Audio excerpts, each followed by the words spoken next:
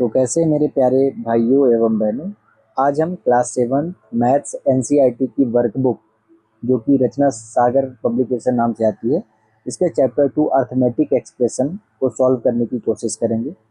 जिसमें हमारा पहला क्वेश्चन क्या है, हमको फिलिंग द ब्लैंक्स करना है और ऐसे फिलिंग द ब्लैंक्स करना है कि जो स्टेटमेंट है वो ट्रू हो जाए। अच्छा, एग्जाम में तो हमें केवल आंसर बस लिखना है, लेकिन यहाँ पे हम उस आंसर के पीछे के लॉजिक समझेंगे, रूल समझेंगे कि ऐसा क्यों हुआ, इसको डिटेल में।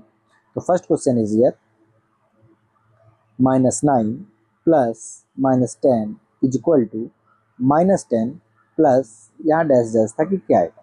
तो देखिए एक्चुअल में ये इंटीजर्स के एडिशन के कम्यूटेटिव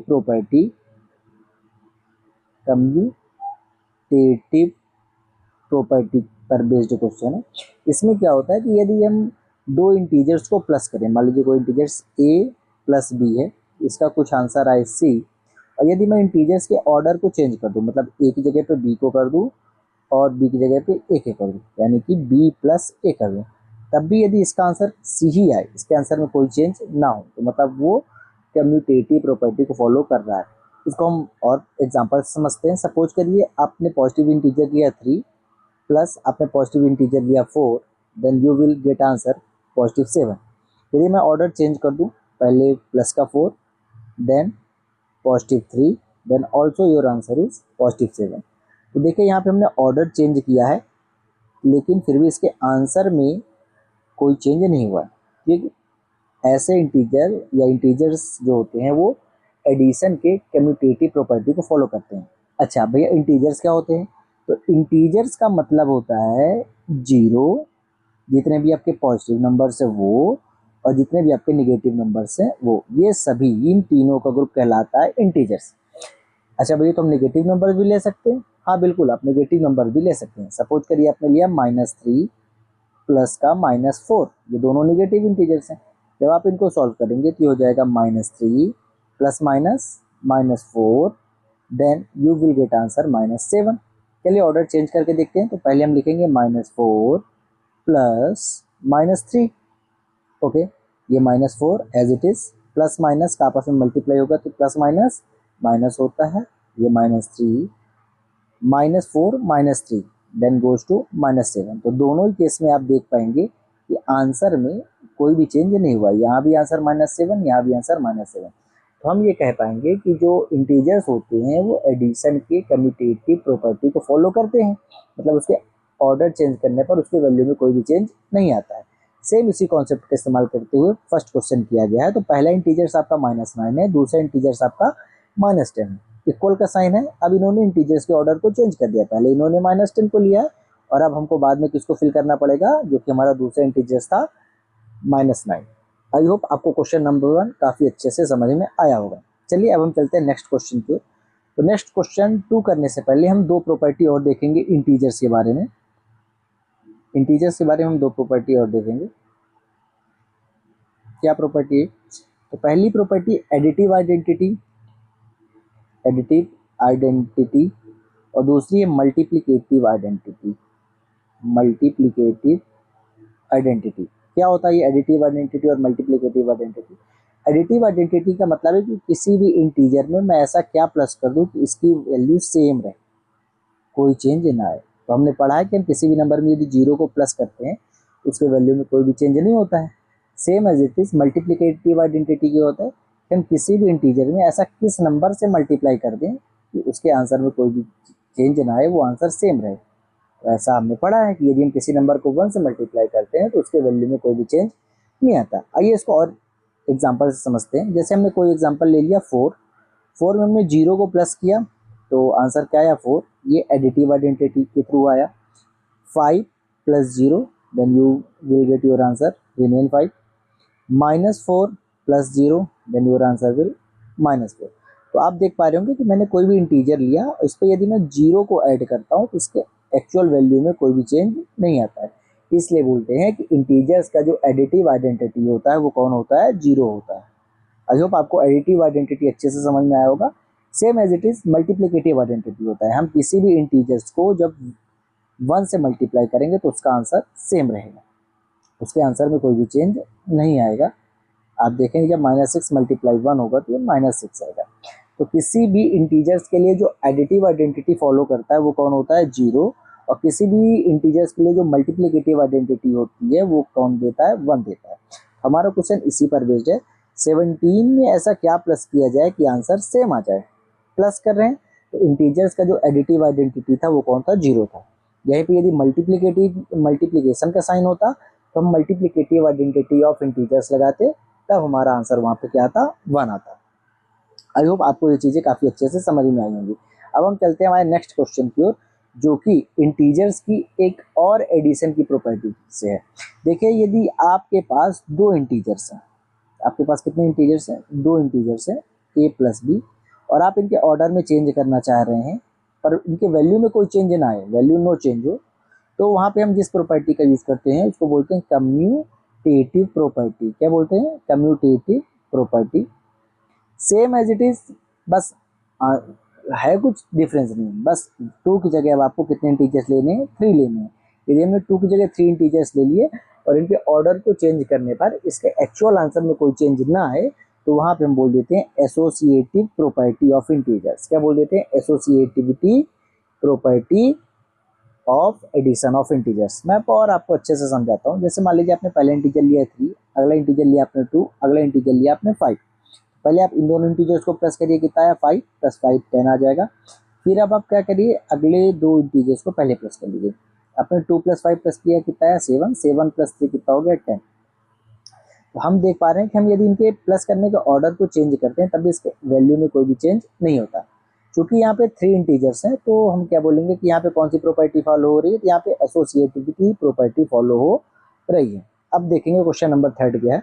हमारा क्वेश्चन है +14 + -15 प्लस डैश डैश डैश, यहाँ क्या आएगा, इक्वल में इन्होंने दिया है +14 + -15 + 1। बस आप देख लीजिए जो मिसिंग टर्म है उसी को फिल कर देना यहाँ पे, बस बहुत आसान।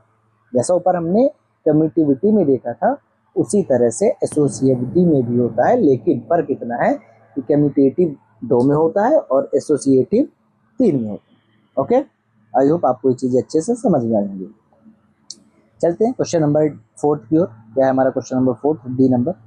-3 + 16 = 16 प्लस, ये तो सीधे सीधे दिख रहा, -13 आएगा, सॉरी -3 आएगा। क्यों -3 आएगा, कम्यूटेटिव प्रॉपर्टी की वजह से, क्योंकि इंटीजर्स का जो एडिशन होता है, इंटीजर्स का जो एडिशन होता है वो कम्यूटेटिव प्रॉपर्टी को फॉलो करता है। फिर से याद दिला दूं क्या होता है कम्यूटेटिव प्रॉपर्टी, 2 इंटीजर को ऐड करने पर उनके वैल्यू में कोई भी चेंज ना आए यदि हम उनके ऑर्डर को चेंज कर दें, ये कहलाता है commutative property. Question number D complete हुआ। अब चलते क्वेश्चन नंबर ई की ओर, जिसमें हमें 3 इंटीजर्स देखने को मिल रहे हैं और ये किस प्रॉपर्टीज फॉलो होगा, गेस करिए। हाँ, एसोसिएटिव प्रॉपर्टी। वेरी गुड, आप लोगों ने बिल्कुल सही बताया, एसोसिएटिव प्रॉपर्टी को फॉलो करेगा। जब भी इंटीजर्स में 3 इंटीजर्स को प्लस किया जाता है, ऐड किया जाता है, तो वहाँ पे एसोसिएटिव प्रॉपर्टी का फॉलो अप होता है। तो हम देखेंगे 3 इंटीजर्स हैं, -13, +19, +22। -13 है, ठीक है, इसको कट कर दो। +19 है, हाँ इसको भी कट कर दो। क्या मिसिंग है, 22, पॉजिटिव पर 22, तो यहाँ पे हम डाल देंगे पॉजिटिव पर 22। आई होप आपको क्वेश्चन नंबर 1 अच्छे से समझ में आया होगा। अब हम चलते हैं क्वेश्चन नंबर 2 की ओर। तो चलिए क्वेश्चन नंबर 2 स्टार्ट करते हैं। पहला इसमें करना क्या, हमको साइन लगाना है कि यदि कोई नंबर लेस देन है तो ये साइन लगेगा, कोई नंबर ग्रेटर देन है तो ये साइन लगेगा, कोई नंबर इक्वल है तो ये साइन लगेगा। बेसिकली आपको क्या समझ है, कंफ्यूजन नहीं होना है। जिस तरफ भी माउथ ओपन होगा इधर लार्ज नंबर आएगा, जिधर भी माउथ ओपन होगा उधर कैसा नंबर आएगा, लार्ज नंबर आएगा। और इक्वल का तो पता है दोनों तरफ सेम होना चाहिए। सपोज करिए मैं आपको पहले कॉन्सेप्ट समझ, जैसे 4 और 3, तो कौन बड़ा है 4, तो 4 की तरफ माउथ ओपन कर देंगे। 6 और 9, कौन बड़ा है 9, तो 9 पर माउथ ओपन कर देंगे। तो इजी। अब चलते हैं अपने क्वेश्चन में, सेकंड के ए में। क्वेश्चन नंबर सेकंड का ए पार्ट हम देखेंगे। क्वेश्चन है -3 × -4, यहाँ पे हमको साइन पुट करना है। माइनस का 5 मल्टीप्लाई माइनस का 6। ओके, यहाँ पे हम हमारा एक कॉन्सेप्ट वो चेक कर रहे हैं, इंटीजर्स का मल्टीप्लिकेशन। तो नेगेटिव नेगेटिव पॉजिटिव होता है, तो ये पहले पॉजिटिव साइन आ जाएगा और 3 4 जा 12 हो जाएगा। ओके ठीक, उसके बाद हम यहाँ बॉक्स बना देंगे, जैसा बॉक्स बना हुआ था ये, वापस से negative negative, again negative negative positive, और 5 6 जा 30।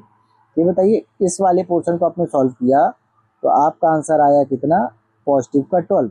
इस वाले पोर्शन को सॉल्व किया तो आपका आंसर आया पॉजिटिव का 30। Whose number is greater, sir positive 30, so our answer is this. तो हमारा आंसर ये हो जाएगा। Okay, I hope you understood. We will move to next part of this question.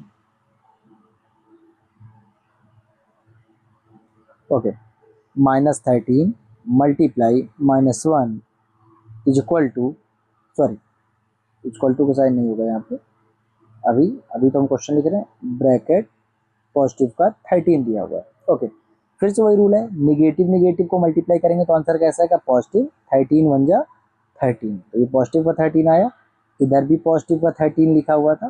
जब दोनों नंबर सेम होते हैं तो कैसा साइन लगता है, इक्वल का साइन लगता है।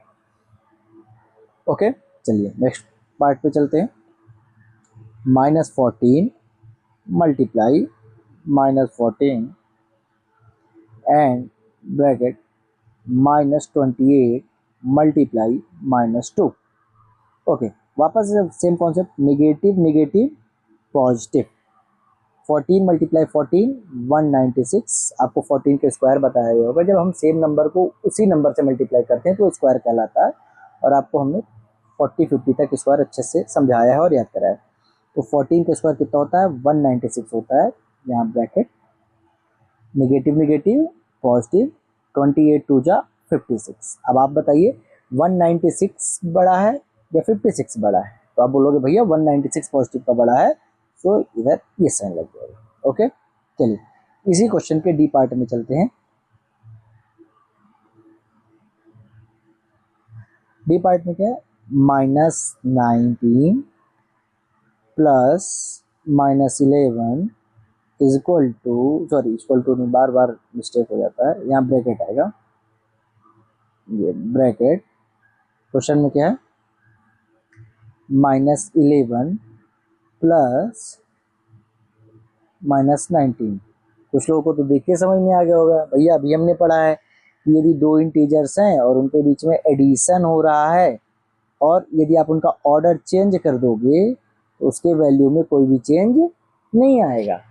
ये किस प्रॉपर्टी को फॉलो कर रहे हैं, ये इंटीजर्स के एडिशन के कम्यूटेटिव प्रॉपर्टी को फॉलो कर रहे हैं। किसको फॉलो कर रहे हैं, कम्यूटेटिव प्रॉपर्टी को फॉलो कर रहे हैं। चलिए फिर भी हम एक बार सॉल्व करके इसको देखेंगे, चेक करेंगे, आपको मैं अच्छे से समझाऊंगा, आप परेशान मत होइए। चलिए, तो ये -19 एज इट इज रहेगा, प्लस -11 ब्रैकेट -11 प्लस माइनस का 19, ये आपको दिखेगा। ओके ठीक, minus minus plus but minus sign remain, minus minus plus but minus sign remain, तो ये आएगा माइनस का 30। यहाँ bracket minus minus plus but minus sign remain, so here is also -30। -30 equal है, हाँ, तो यहाँ पे हम किसका साइन लगा देंगे, इक्वल का। आई होप क्वेश्चन नंबर 2 के ये जो चारों क्वेश्चन थे, ऑल क्वेश्चंस आपको अच्छे से समझ में आए होंगे। अब हम आगे मूव करते हैं क्वेश्चन नंबर 3 की ओर। तो चलिए मूव करते हैं क्वेश्चन नंबर 3 की ओर। क्या है question number 3, the capacity of a water jug is 500 ml, the water level is 200 ml below the top, calculate the water level in the jug. Okay, बोला कि एक जग है, उसमें वाटर लेवल जो मेंशन है, सपोज करिए मैं आपको एक रफली डायग्राम बना रहा हूँ, ये एक जग है जिसमें जो वाटर लेवल है ये ऐसे ऐसे ऐसे ऐसे पूरा ये मेंशन है। कहाँ तक मेंशन है, तो आप कहोगे भैया ये 500 ml तक मेंशन है। सपोज कोई 100 हुआ, 200 300 400 और ये 500 तक मेंशन है। ये 100 ml हो गया आपको समझाने के लिए, 200 ml 300 ml 400 ml और 500 ml, यहाँ तक वाटर एक जो जग है उसकी जो कैपेसिटी है वैसे मेंशन है। अब बोला कि जो वाटर का लेवल है वो टॉप, टॉप क्या होता है, ये होता है टॉप या ये होता है टॉप, तो इसको बोलते हैं बेस। क्या बोलते हैं, ये कहलाता है किसी भी जग का, जार का, बॉटल का बेस, और ये वाला पोर्शन कहलाता है टॉप। तो बोला कि जो वाटर लेवल है, जो वाटर लेवल है वो टॉप से 200 लेस देन है। 200 क्या है, बिलो है या लेस देन है, बिलो का मतलब नीचे होता है। तो एक्चुअल में उस पानी उसमें कहाँ तक है, एक्चुअल में पानी उसमें कहाँ तक। चलिए आइए तो इसको समझते हैं। आपने मेरे ख्याल से आप डायग्राम से इस क्वेश्चन को अच्छे से समझ गए होंगे। अब देखते हैं इसको एग्जाम में कैसे स्टेटमेंट के साथ लिखना है। तो आप सबसे पहले क्या लिखोगे, total capacity of the jug. सबसे पहले हम लिखेंगे given total capacity of jug. Total capacity of jug कितनी है, 500 ml, इसको मेंशन करेंगे। ठीक है, empty part from the top. अब जग कितना खाली ऊपर से हमें ये भी बताना है ना, तो लिखेंगे एम्प्टी पार्ट फ्रॉम द, कहाँ से खाली है, from the top, from the top कितना है, ये हो जाएगा 200 ml। ओके, ठीक। अब पूछा वाटर लेवल, एक्चुअल में जो वाटर लेवल है वो कितना होगा, तो वाटर लेवल कैसे निकालेंगे हम लोग, तो यहाँ पे आपको लिखना पड़ेगा water level, water level is equal to, क्या फॉर्मूला आप लगाओगे, total capacity, total capacity minus empty part, empty part, और इसको आप ऐसे ब्रैकेट में बंद कर दीजिएगा ये। ओके, वाटर लेवल के लिए हम करेंगे तो टोटल कैपेसिटी कितनी है, 500 ml minus 200 ml, 500 minus 200 comes 300 ml। Hence आप लिखेंगे, hence the water level in the jug is 300 ml।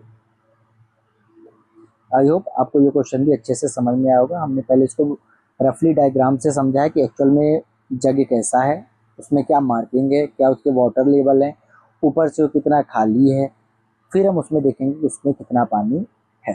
चलिए अपन नेक्स्ट क्वेश्चन, क्वेश्चन नंबर 3 की ओर मूव करते हैं, सॉरी क्वेश्चन नंबर 4 की ओर। क्वेश्चन नंबर 3 को कम्प्लीटली सॉल्व करने के बाद हम मूव करते हैं क्वेश्चन नंबर 4 की ओर।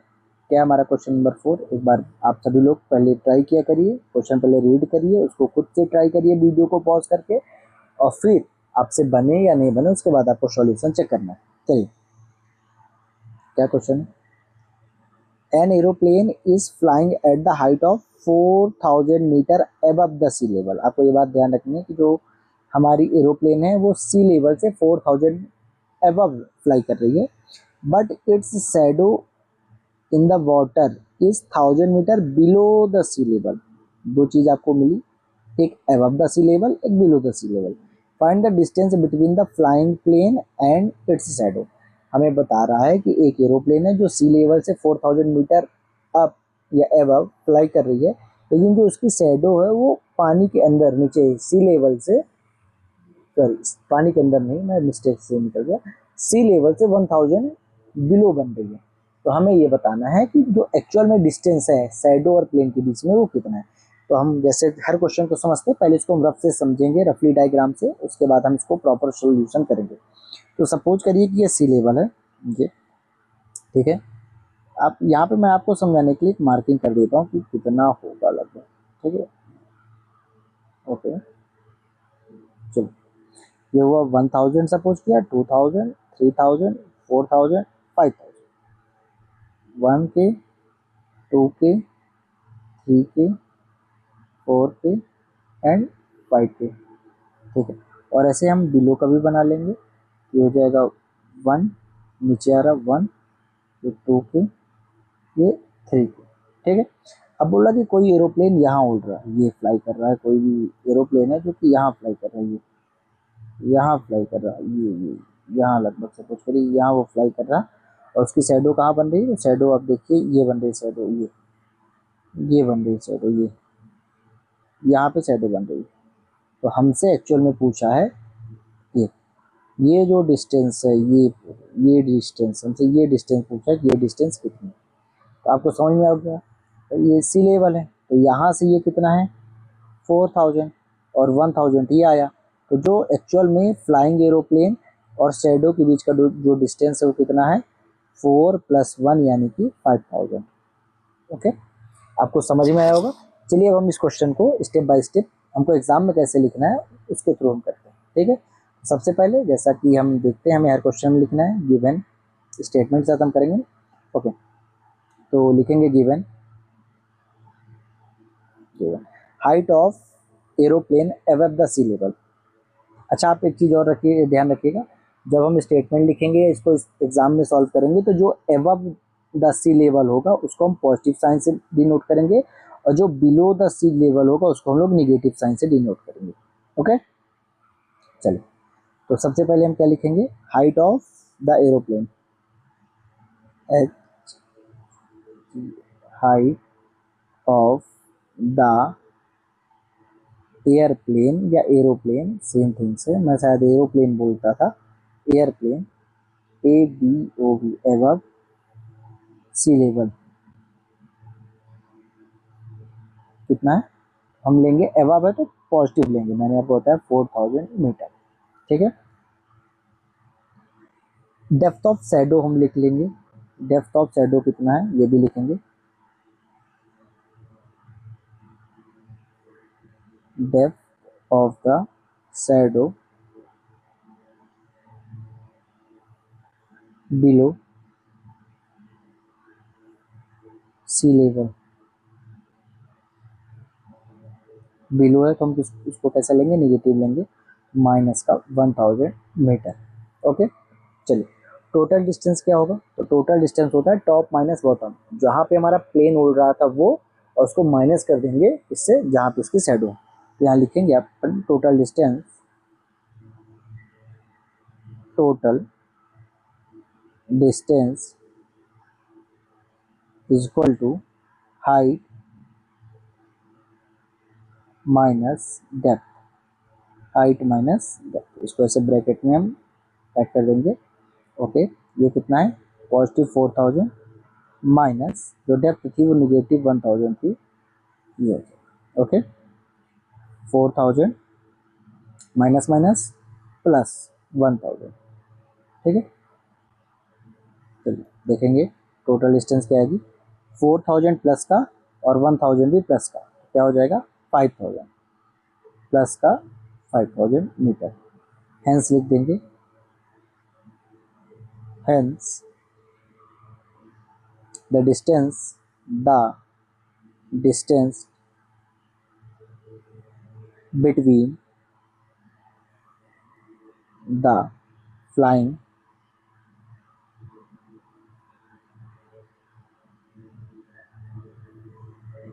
plane and its shadow is 5000 metre. I hope आपको ये क्वेश्चन काफ़ी अच्छे से समझ में आया होगा। एक बार और मैं आपको रिपीट कर देता हूँ, एक्चुअल में क्या बोल रहा था कि कोई एक एयरप्लेन है जो कि उड़ रहा है सी लेवल से 4000 मीटर एबव, तो उसको हम पॉजिटिव लेंगे, और उसकी जो शैडो बन रही है वो सी लेवल से 1000 बिलो बन रही है, तो जो बिलो होगा उसको हम निगेटिव लेंगे, जो एबव होगा उसको हम पॉजिटिव लेंगे।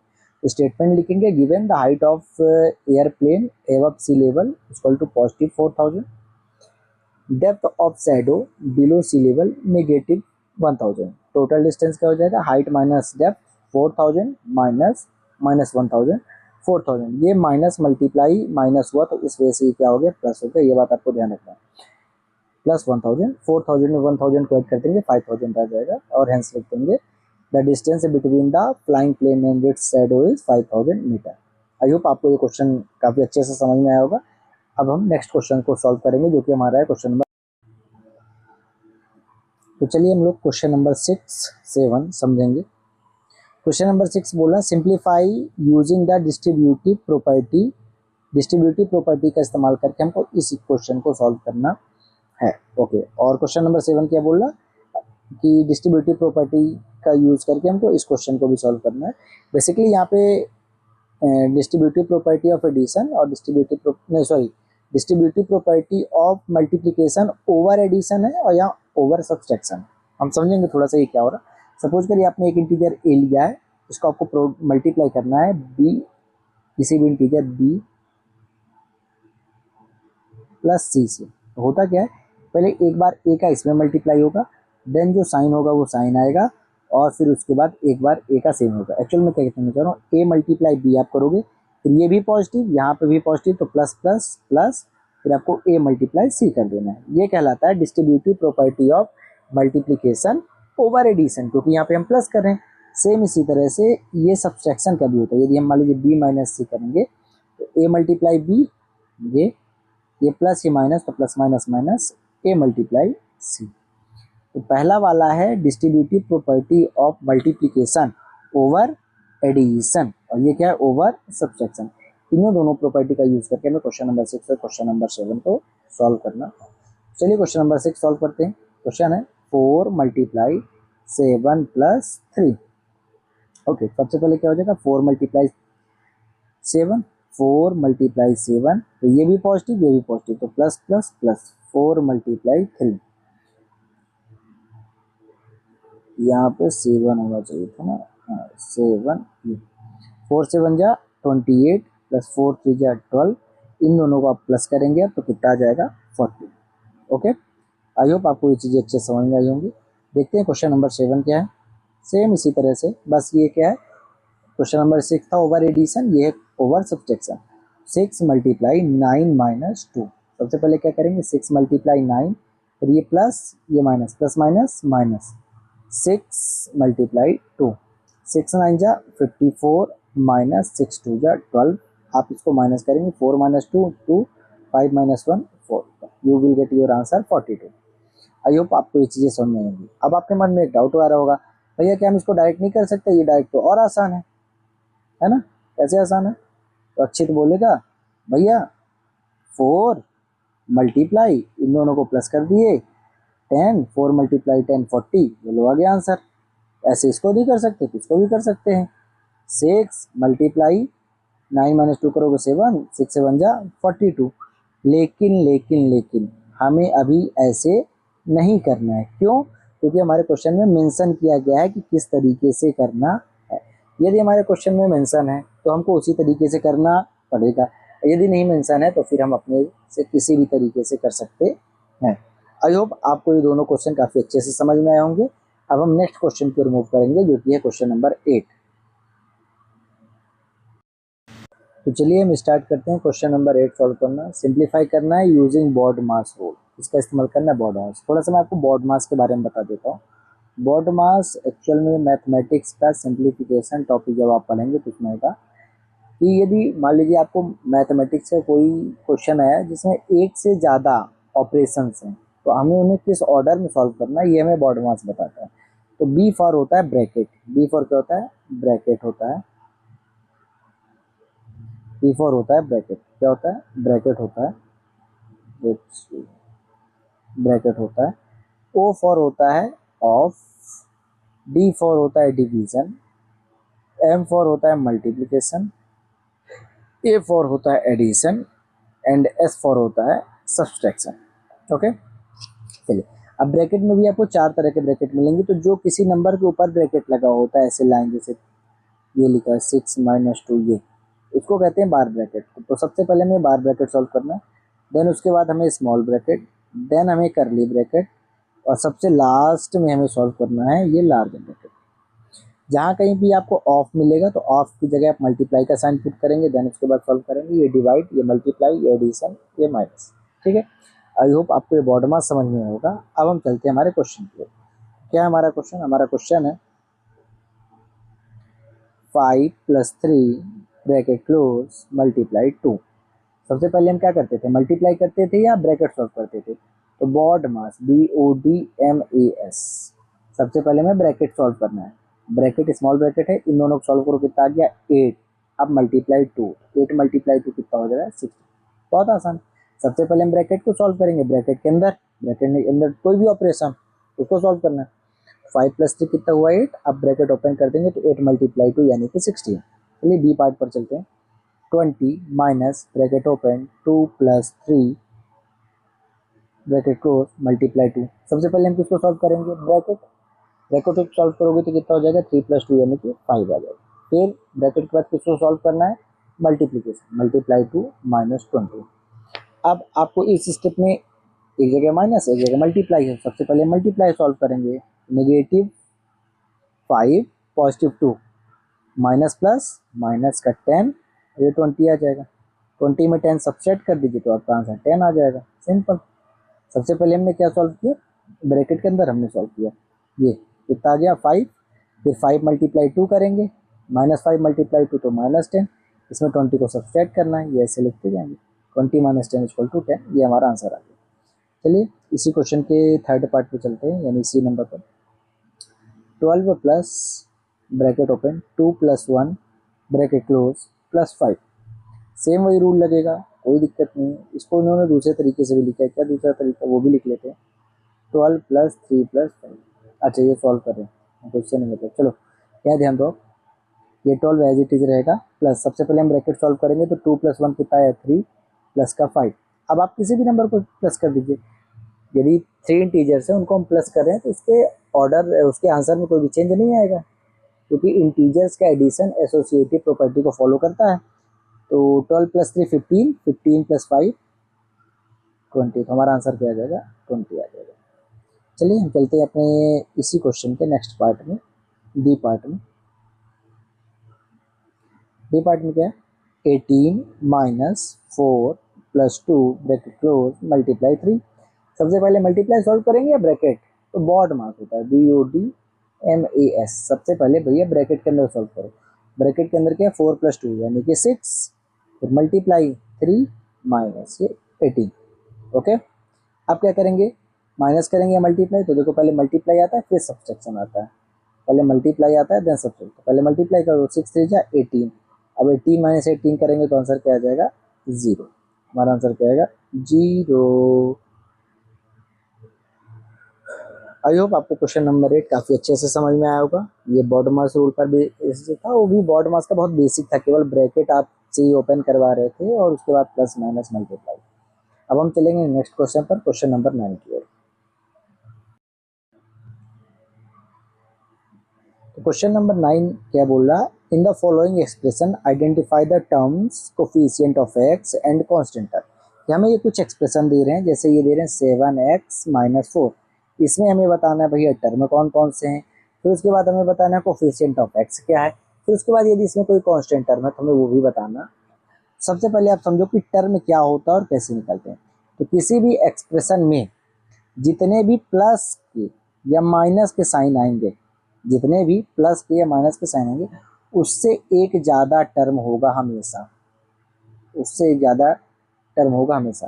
जैसे इस पूरे एक्सप्रेशन में प्लस या माइनस दोनों के मिला के कितने साइन हैं, तो आप कहोगे भैया केवल एक आया जो ये है माइनस। इसमें कितने टर्म हैं, तो आप कहोगे भैया इसमें 2 टर्म। कितने टर्म है 2 टर्म। अच्छा, अब आपसे कोई पूछे भैया पहला टर्म बताओ, तो उस साइन के पहले जो नंबर लिखा हुआ वही टर्म कहलाएगा फर्स्ट टर्म। 7x, पहला टर्म क्या है 7x है।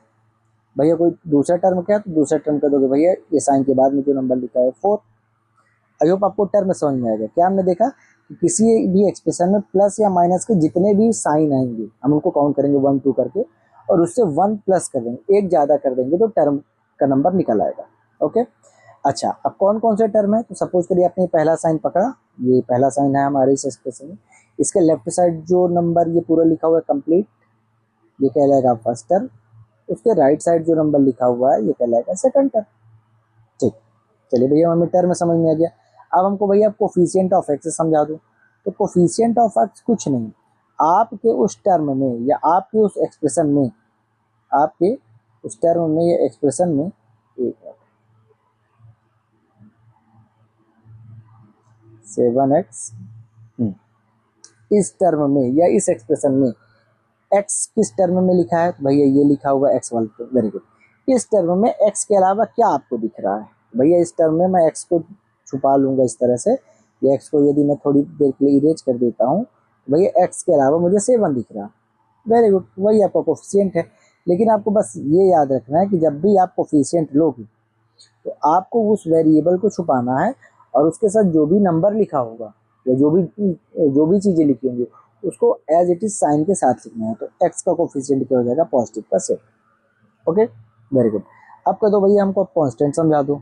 तो कांस्टेंट टर्म वो होता है बेटा जिसके साथ कोई भी वेरिएबल ना लिखा हो। वेरिएबल का क्या मतलब भैया, वेरिएबल का मतलब है लल्ला A B C D E dash dash dash X Y Z, मतलब जिनकी वैल्यू वेरी करती रहती है उसको वेरिएबल कहते हैं। वेरिएबल को बेसिकली इनसे अपन लिखते हैं। यदि किसी एक्सप्रेशन में कोई ऐसा टर्म है जिसमें इनमें से उसके साथ मल्टीप्लाई या डिवाइड में ऐसी चीज़ें नहीं लगी हुई हैं तो उसको कहते हैं कांस्टेंट टर्म। तो आपने टर्म लिखा था, एक टर्म आपने लिखा था 7x, एक टर्म आपने लिखा था 7x और दूसरा टर्म आपने लिखा था 4। क्या 4 के साथ कहीं पे A B C X Y Z कुछ भी मल्टीप्लाई में या डिवाइड में लिखा है? कह दोगे नहीं भैया, यही आपका कांस्टेंट टर्म हो जाएगा, यही आपका कांस्टेंट टर्म हो जाएगा। आई होप आपको चीज़ें समझ में आई होंगी। हम इसी के और जो नेक्स्ट पार्ट है उसको सॉल्व करते हैं, उसमें आपको चीज़ें और क्लियर होंगी धीरे धीरे। ठीक, क्या है question, 2x plus 3y minus 5। अब आपसे हम पूछें भाई इसमें नंबर ऑफ टर्म कितने हैं, नंबर ऑफ टर्म कितने हैं? आप कहोगे भैया हम साइन गिनेंगे, 1 2, दो साइन है, आपने बोला था जितने साइन है प्लस या माइनस के उससे एक ज़्यादा कर देना है, तो कितने टर्म आ गए, 3 टर्म आ गए। अब आपसे पूछेगा भैया कौन कौन से 3 टर्म है, तो भैया 3 टर्म आप बताओगे कि पहला टर्म ये, दूसरा टर्म ये और तीसरा टर्म ये। कौन कौन से 3 टर्म है? 3 टर्म है। पहला टर्म देखो, पहला साइन क्या है, ये प्लस का साइन है। इसके लेफ्ट साइड में क्या लिखा हुआ है, 2x, तो पहला टर्म हो जाएगा 2x। Very good. फिर इस साइन के राइट साइड देखो क्या लिखा हुआ है, 3y, तो दूसरा टर्म क्या हो जाएगा, 3y। फिर अगले साइन के राइट साइड देखो क्या लिखा हुआ है भैया, 5 लिखा है, तो आपका तीसरा टर्म हो जाएगा। वेरी गुड, आपने नंबर ऑफ टर्म निकाल लिया, आपने टर्म्स निकाल लिए। अब तीसरी चीज आप क्या निकालोगे, कोफिशिएंट ऑफ एक्स। क्या निकालोगे, कोफिशिएंट ऑफ एक्स। अच्छा, आपने x वाला टर्म लिखा है क्या? हाँ भैया ये हमने लिखा है। बताओ बेटा x के अलावा यहाँ पे क्या लिखा है? तो भैया x के अलावा यहाँ पे पॉजिटिव का 2 लिखा हुआ है। कोफिशिएंट ऑफ x क्या आ जाएगा, प्लस का 2। Very good. भैया क्या इसमें कोई कांस्टेंट टर्म है? आप बताओ, क्या कोई ऐसा टर्म है जिसमें A B C D multiply या डिवाइड में ना हो? A B C D X Y Z कुछ भी मल्टीप्लाई या डिवाइड में ना हो, तो आप कहोगे हाँ भैया हमको तो एक टर्म मिल रहा है, वो है ये 5। बस यही हो जाएगा आपका कांस्टेंट टर्म। कांस्टेंट टर्म में क्या आ जाएगा, 5। आई होप आपको ये चीज़ें काफ़ी अच्छे से क्लियर हुई होंगी। Excuse me, excuse me, excuse me, wait wait wait, एक गड़बड़ हो गई। यदि पॉजिटिव साइन रहेगा तो हम टर्म लिखते हुए नहीं लिखेंगे, ठीक है, लेकिन यदि निगेटिव साइन रहेगा तो हमें ये मेंशन करना पड़ेगा। तो कांस्टेंट टर्म आएगा हमारा निगेटिव का 5। ऐसा आएगा, निगेटिव का 5। हमें ये साइन ध्यान देना है। यदि पॉजिटिव है तो हमको मेंशन करने की ज़रूरत नहीं है, लेकिन यदि निगेटिव है तो हमें मेंशन करने की ज़रूरत है। ओके, इसी के हम सी वाले पार्ट पर चलते हैं। सी वाला पार्ट क्या बोल रहा, 3x प्लस 2y माइनस 7।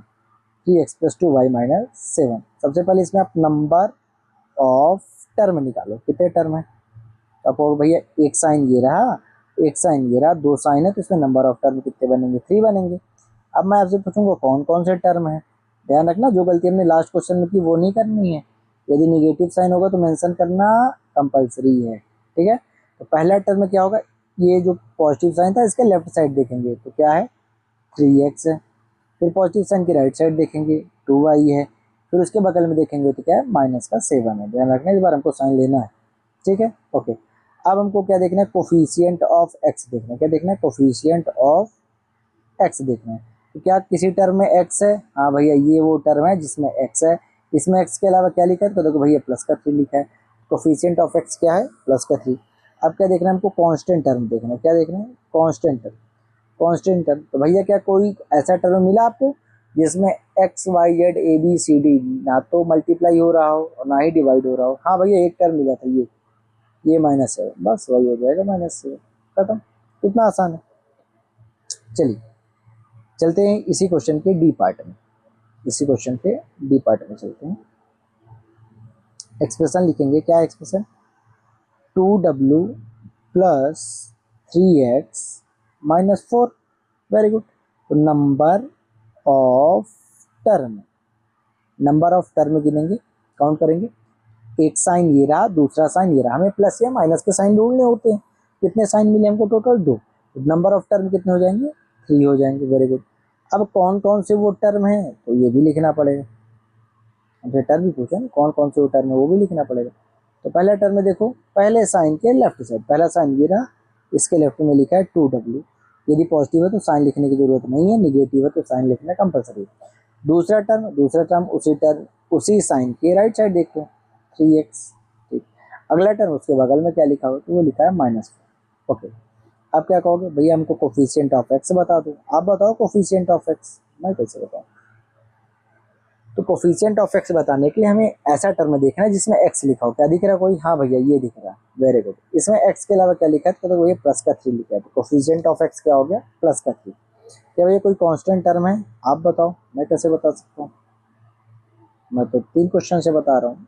हाँ भैया, कांस्टेंट टर्म है। कांस्टेंट टर्म का मतलब जिसमें ABCD XYZ यानी कि जो हमारा अल्फाबेट है वो ना तो मल्टीप्लाई में हो और ना ही डिवाइड में हो। तो ऐसा एक टर्म है -4। तो हमारा कांस्टेंट टर्म क्या हो जाएगा? -4 हो जाएगा। आई होप आपको ये क्वेश्चन नंबर 9 अच्छे से समझ में आया होगा। इसमें आप कितने टर्म होते हैं ये निकाल पाओगे, कौन कौन से टर्म होते हैं ये निकाल पाओगे, किसी भी वेरिएबल का कोफिशिएंट पूछे तो वो निकाल पाएंगे हम, और हमसे कांस्टेंट टर्म पूछे तो हम वो भी निकाल पाएंगे। चलिए अब हम नेक्स्ट क्वेश्चन की ओर मूव करते हैं।